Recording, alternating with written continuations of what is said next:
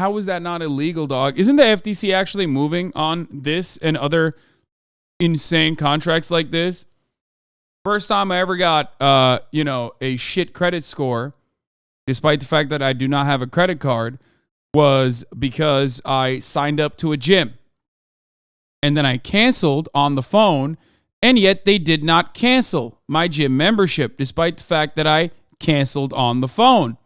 Now, of course, the fun little part of that is that they can get away with it, because if you're signing up for a shit-ass gym that's like $15, $20 a month, this was in New Jersey, and I literally moved away, so I was like, well, I don't live here anymore. You know what I mean? I fucking live in...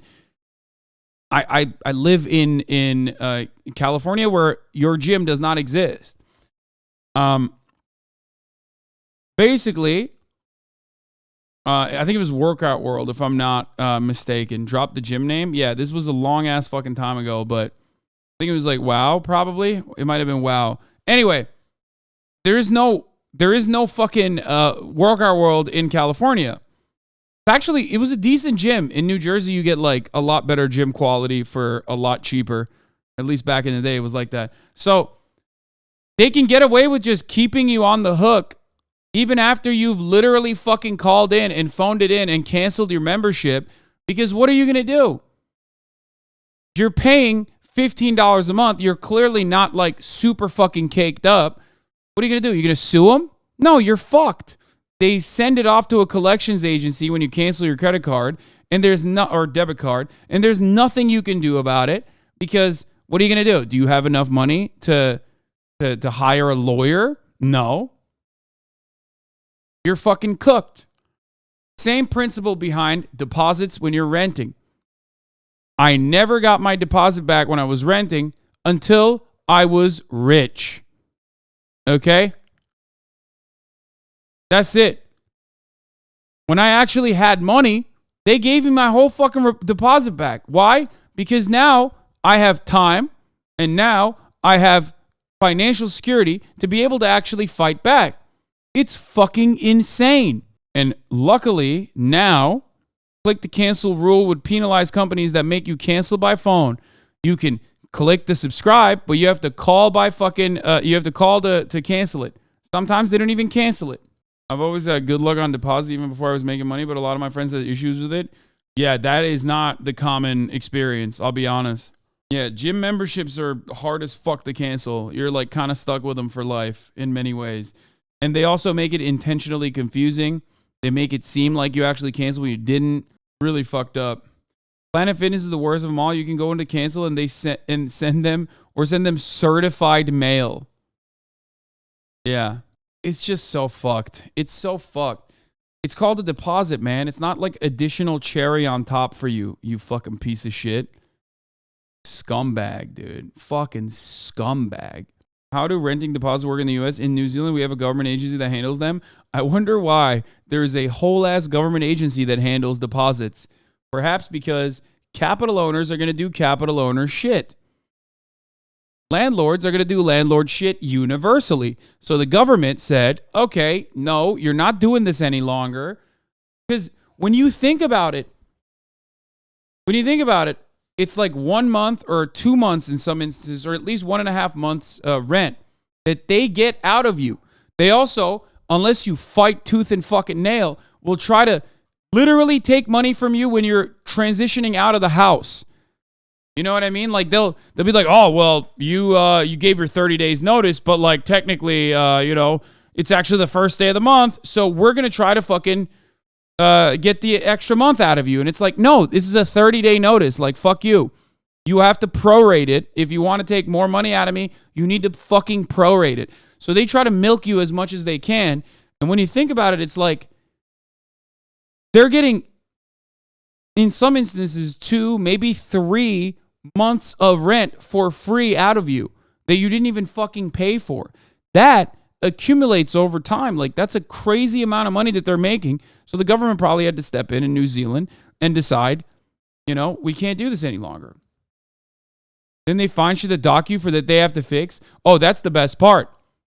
Like, for example, what constitutes for normal wear and tear in an apartment or what is actually an issue within the apartment that your landlord is supposed to fix while you're living there, and you've made numerous mentions. You've called them numerous times to say, hey, this is fucked up, fix it. This is fucked up, fix it. They will charge you for it when you fucking leave the goddamn apartment. I'm like, dog, you didn't clean it when you were supposed to. When I was living here, you didn't fix it. What the fuck do you mean? You didn't fix it when I asked you to. You were supposed to do it, and now you're charging me for it. You're taking it out of my deposit. So yeah, this is some of the many reasons why landlords are just fucking scumbags. Isn't that illegal? Brother, in the United States of America, nothing is illegal, okay? If you are, what are you going to go? Take it to fucking housing court or whatever? Yeah, good luck. The landlord already has an existing relationship with a fucking lawyer. The landlord and the lawyering, the landlord and their fucking legal representation that is on retainer for a landlord is already in really good standing with the fucking court. They will force you to go into court when at a really, really unfortunate time. That is if you can get out of work to go to court to begin with. Okay? What the fuck are you going to do? Nothing. Can't do anything. Except, yeah, call your local legal aid organization. There are obviously renters unions and things of that nature as well. But, you know, what do I always say? When you steal from the poor, you become rich. When you steal from the rich, well, you go to jail. Okay, Hasanabi, most landlords do not have a lawyer on retainer. Most landlords own a couple properties, not enough to retain a lawyer. Okay, even fucking like, first of all, no, that's not true. A lot of people will buy a fucking apartment and then put it under a management corporation, a management group, because the reality is they don't want to fucking deal with that shit. Because if they were actually managing it like the way you just described it, the mom and pop landlord, they would have a really fucking hard time probably shellacking their own, renters, okay? It's infinitely easier to just turn around and hand it off to a fucking management housemaster 22. What the fuck? Not true. Literally, as a landlord won't charge. Fuck you. Talking about their own personal abuse in America. Not true. Yeah, you're so right. A lot of landlords in America, in places that I've lived, even if they buy a fucking apartment, okay, it could be a nest egg or something like that, okay, what they will end up doing is put it under a management group, okay, specifically because it's much easier for them. They take a percentage of the profit and they have their own fucking, apartment manager, basically, who's also going to do the work of the landlord, which is nothing, right? They literally will let someone live in the apartment complex to just fucking, to just basically tell you to fuck off, but, put a personal human face to the fuck you, okay? A retired baseball player bought my old apartment complex in the hood in Brooklyn and then pawned it off to a management agency, raising the rent for all 258 units. Yep. Management groups are not profitable if someone only owns a couple properties. Management companies employing resident managers at fucking insane levels of middlemaning, but it's just more capital as innovation for you. Hey, somebody's got to do it. Anyway, even if it is a landlord himself or themselves, and it seems like I got a lot of TikTok landlords in the chat, okay? Only a couple properties Andy's in the chat. Ultimately, it feels a lot worse to fucking charge someone rent when you see them face to face, I feel, okay? You develop an understanding of their situation. That's part of the reason, I think, that people use management firms. Regardless, I still think that in a perfect society, there would be no need for landlording. You can do commercial real estate if you want, but there would be no need for landlording as a nest egg or anything like that, because your Social Security would take care of it. Your pensions would take care of it. Also, on top of that, in a perfect society, we would decommoditize housing. Okay? If you want to still fucking have like high quality luxury housing that you want to be a fucking landlord of in a situation like that, sure, I guess, if that's what you get off on. But at the very least, there should be my goal always, and I've said this before, is just to decommodify or decommoditize. I don't know which one is the apt way to describe it, is to decommodify housing so that it is as expensive as humanly possible to try and be a landlord. Okay? Because shelter is a human right. You cannot live without shelter. You just can't. That's why, unfortunately, it's seen as one of the most viable ways of wealth generation. That's why so many fucking dipshits on TikTok constantly talk about how they're landlords and how they're killing it and yada, yada, yada. That's it. Because the American government, and in all of its endless neoliberal sensibility, thought we should do everything we can to protect home ownership, okay?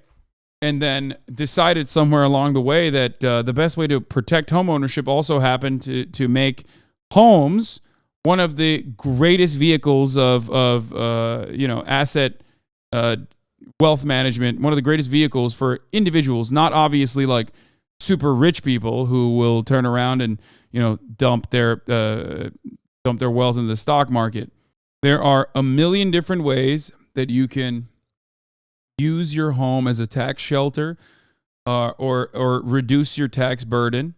There are a million different ways. Like once you are able to purchase a home, there are so many different ways that you could genuinely generate income off of your home. Okay? And the irony is, well, one, I know all of it. I choose not to practice it.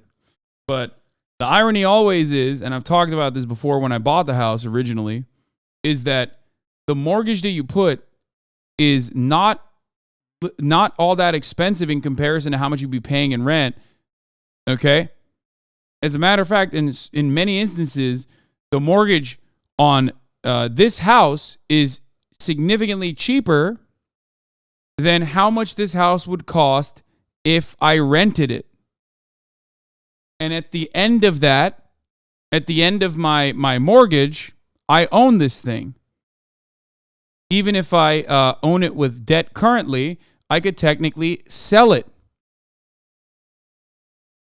You know what I mean? Wait, are you stuck in a timeshare? What? No. Can you play the fucking video, bro? You could just it's the problem is the down payment is what most people do not have.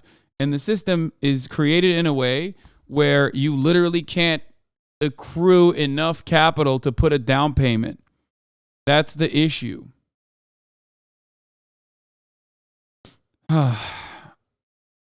Rent is always less inefficient. Being poor is actually expensive. Yes. You're right about homeownership, but interest rates really do change that calculation. Sure. But you can also always, refinance your home. Again, one of the millions of different readily available tools at your disposal when you have a level of wealth accumulation. That's my point. Poor people don't have those tools. Whenever there's a new way to at least lighten the burden off of the shoulders of the working poor, Republicans immediately destroy it. Or the little amount that is already in existence in perpetuity is being slowly but surely crippled and whittled away.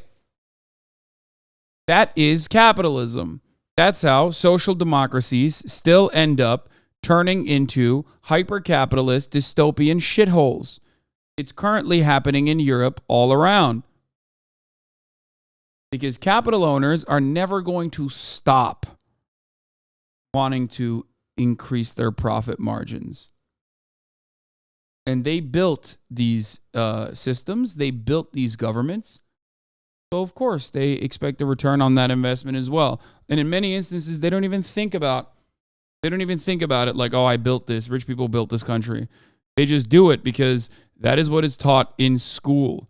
That is what is taught by other successful, wealthy capitalists. Can't get shit till your family members die. Even then, you don't get much because they never cared. I mean, there's not a lot remaining probably at the end of your family members' lives. Let's be real. So it's always like this. Every single get-rich scheme on TikTok is exactly the fucking same. They never tell you the hardest part. They never tell you how to get the first down payment. Because once you secure the first down payment, it's over. You know what I mean? If you have enough for a fucking down payment, you can get together with a couple people even and, purchase a home. Hopefully it has like multiple rooms. Rent out one of the fucking rooms to at least lighten the burden of the fucking mortgage. Okay? And then ultimately, the property value will go up because it's kept that way. Property values are always going up because there's no new development, or the new developments are different kinds of developments, or luxury high rises or whatever.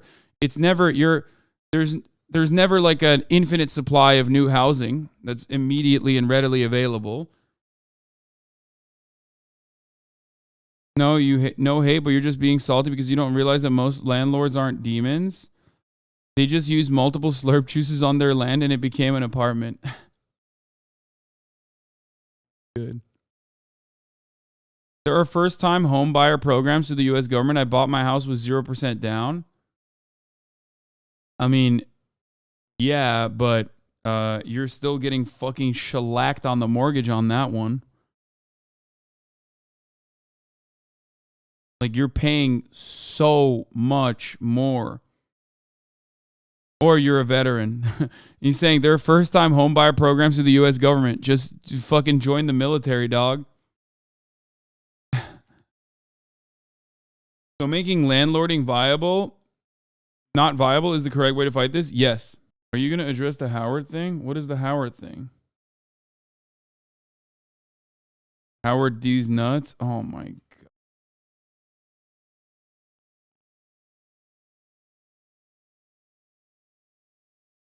I live in a townhouse. My landlord has raised my rent $50 over 4 years. Nice guy, but an abnormality. Turn around, and the management company has towed our cars 3 to 4 times, all under the guise of the tenant, not owner.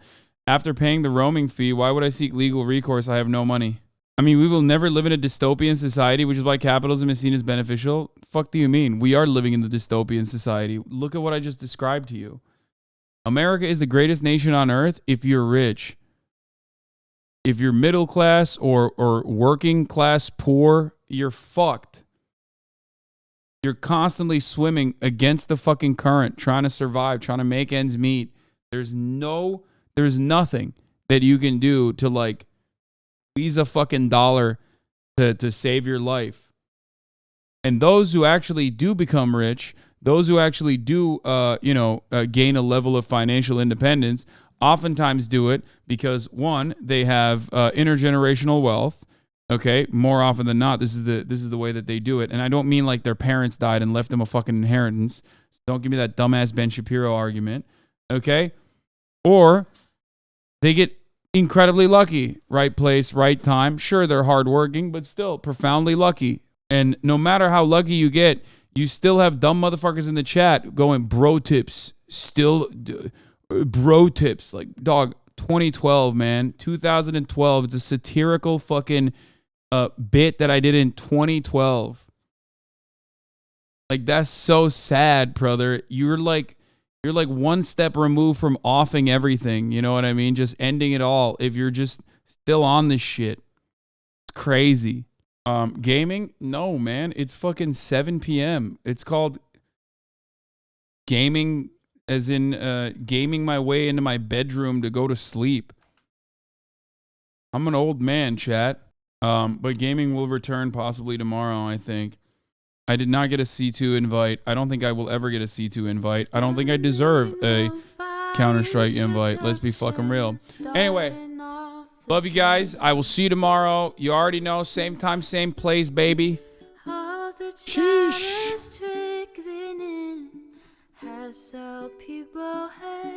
Anyway, peace.